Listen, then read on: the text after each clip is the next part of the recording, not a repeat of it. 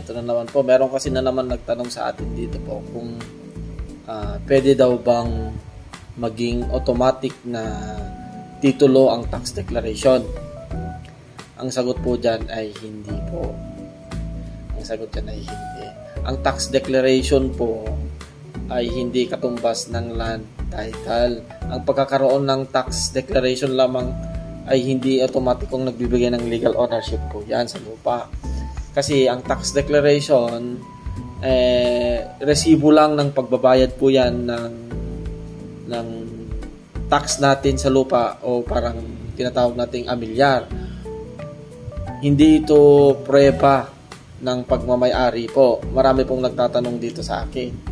Ang tax declaration po ay hindi prueba ng pagmamay-ari ng lupa.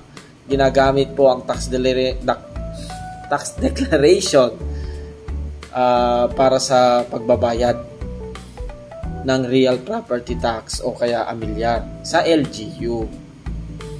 Ang madalas na ginagamit po itong tax declaration sa supporting documents at sa pagpapatitulo ng lupa. Pero hindi ito sapat na ebidensya po ng ownership ng lupa. Kung wala pang titulo ang lupa at matagal mo nang itong tinitirhan o inaangkin, pwede mong iparehistro sa pangalan mo.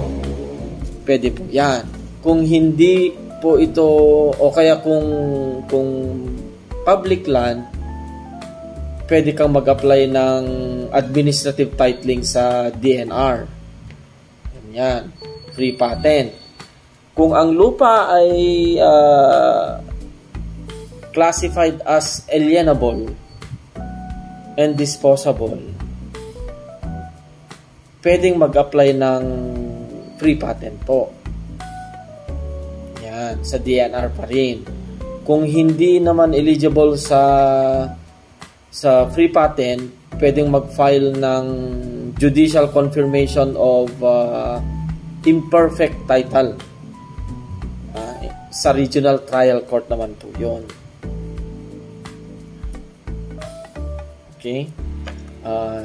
Yun po ang mga tamang sagot. Hindi po pwedeng basehan ng pagmamay-ari ng lupa ang tax declaration.